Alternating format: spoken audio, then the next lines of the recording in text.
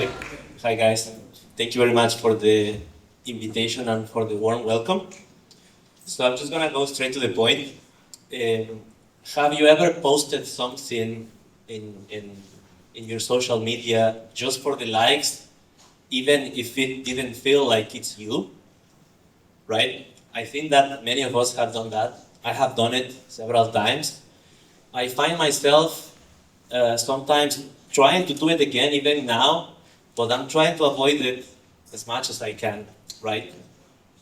So everyone has a brand.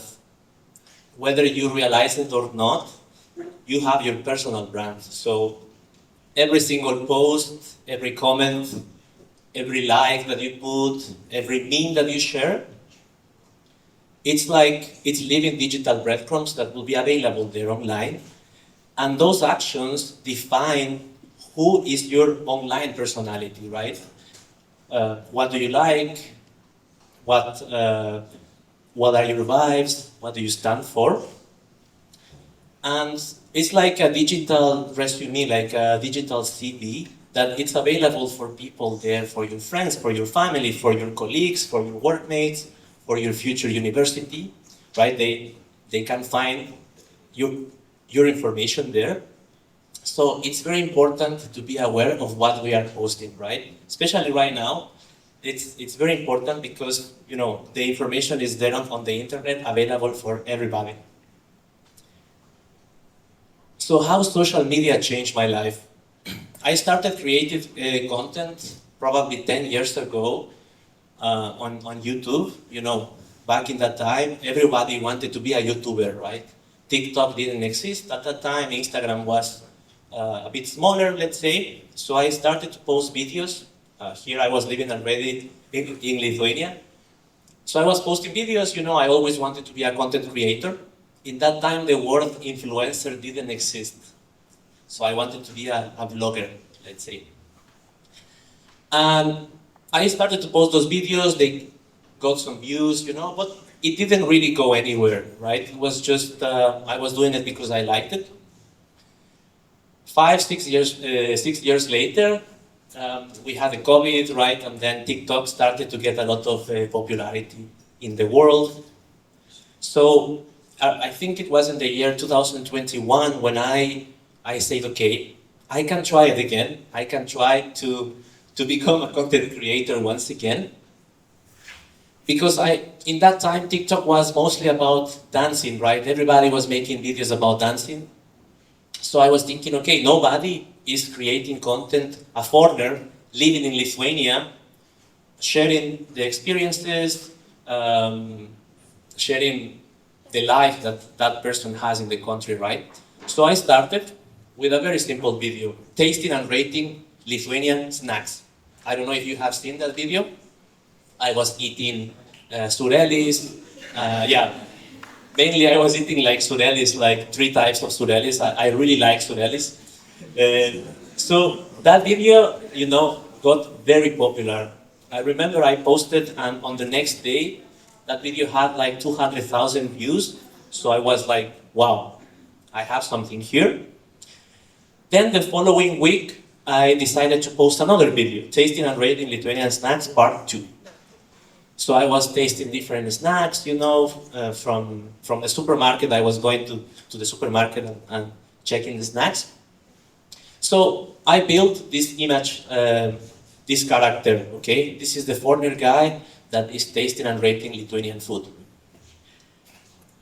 Then I was thinking, okay, what else I can do, So I started to post more videos about making fun of Lithuanians as well, because I am from Ecuador, I'm from South America. So the people in South America is a little bit warmer, right? The people in South America, I would say, is a bit happier as well, or they look happier, right? Because we don't know what the person is feeling inside, but they look a bit more happy, let's say. So I was making videos, making fun of these stereotypes about that Lithuanians are cold and angry and so on. And yeah, so I managed to grow my channels, and I had the opportunity to work with many brands during this time. And I always find myself thinking, when a brand is contacting me, do I like what they are offering? Do I like their product? Because I think nobody likes to see a content creator or an influencer promoting something and you see that that person doesn't believe in what he or she is promoting. I think we can see that every single day in social media. You see content creators, influencers making stories and sharing, oh, look at this product, it's amazing for your hair or for whatever. So I rejected a lot of offers as well because I didn't feel like that's something that I want to do, like that's something I want to share because it would look fake as well. So there is a pressure to perform always, not only for content creators, but also for us, like for people that maybe post a picture for their friends, for their family. You still want to get some attention, right? You still want to get some likes from your classmates and so on. So there is always this pressure to perform. And we fail in a trap because you see in Instagram, for example, there is the option to highlight, to put your highlights. So everybody is putting their highlights, you know, they are going on a trip, it looks amazing, they are on the beach, it looks that they are living an amazing life. And also when they are going with friends, somewhere amazing, they are winning something. But what people don't see is what behind that frame, how that person is feeling internally, and how many times that person tried to take that picture to post it. And one of the biggest mistakes that we can do, adults, teenagers, or anybody, is compare your real life with someone else's Instagram feed. And we do many times that. I have a couple of my friends, actually close friends, that they were getting a little bit into a bit of a depression, anxiety, because they were seeing how other people is so successful on Instagram, you know, and they were feeling that they were failing. Even me myself, I found myself comparing to other people by what I see in the social media. So that's a huge mistake because the Instagram pages, they are showing you what they want to show you, but you don't know what's behind, you don't know how that person is feeling, so don't compare yourself with someone else, Instagram feed or TikTok feed, right? So right now, social media has changed a little bit because I remember in the past, everything was supposed to look perfect. All the content creators, all the influencers were sharing only the perfections that they have, how amazing they are living. And it was popular at that time. Right now, the perfection doesn't create connection. Right now, it's more the authenticity what creates connection. And I don't know if you have noticed how the pictures are posted right now on Instagram. I'm talking a lot about Instagram because it's a very popular right now tool. For sharing pictures, of course. You can see right now people is sharing more raw pictures, not edited or maybe slightly edited. It's because those imperfections are the ones that make you connect with that person or with that content creator. It's what's behind, how did you achieve that? Not only the wins, but the process that you had. And you don't really need to go viral to make an impact. Probably some of you would like to be content creators, influencers, you know. You don't really need to feel that you are failing if in the beginning you are posting videos and you are not getting any views because you have to be constant if you want to do that. And even if you don't want to be a content creator, even if you just want to post something for your friends,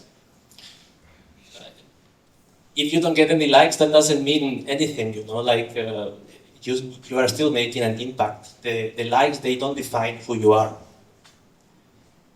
So the thing is that, for example, now and for the past few years, I have switched a bit the way that I want to present myself and I want to show, because I was creating this character of this guy that likes Lithuania, that is eating Lithuanian food and so on. But I wanted people to connect with me as well for who I am. My name is Fabian Sanchez, so I want people to connect with me, to follow me, not because I eat surelis, but for who I am and what I like. So I was into an battle internally. I was thinking, okay, I can create a lot of videos about my life in Lithuania, about making fun about Lithuania, or talking amazing about Lithuania and so on. I know that those videos will get likes, views, you know. But I also wanted to share my personal life, that I like to go for a run, I like to play football. So I was battling internally, because obviously you don't know how people will take those posts, right? Obviously they were gonna get less likes, less views. But I feel that this is more rewarding for me than just create that character of this person. So right now you can see in my social media channels, I share everything. I share about my life in Lithuania, I share about my trips, I share my struggles as well, living in Lithuania. And yeah, I really like it. I feel that you can connect more with people. So yeah, the followers, they don't define you. I'm speaking here as a content creator, but this also applies for every single one of you that has a social media page, right? It's not only for content creators or for influencers. In fact, you can post, that's amazing, you can post pictures, travels, but offline, what you do offline, that's what matters the most, you know? The offline growth. You see right here, we had some amazing students presenting. This is offline life. For me, it's more important to be here with you, speaking with you, telling you my experiences, than just making a video about how amazing it is living in Lithuania. It's the offline part, because this is offline. I am creating a connection with you. This is way more important than anything else. And yeah, for example, last year, I was having a dilemma because I'm living in Lithuania for 10 years. So I applied for the Lithuanian citizenship. So I am waiting for the Lithuanian citizenship. I'm proud. I want to be Lithuanian, you know. Inside of me, I'm Ecuadorian. I'm from Ecuador, and I will always be Ecuadorian. But I also want to be Lithuanian, you know, because I've been living here for so long. It's also something that will benefit me in my life as well.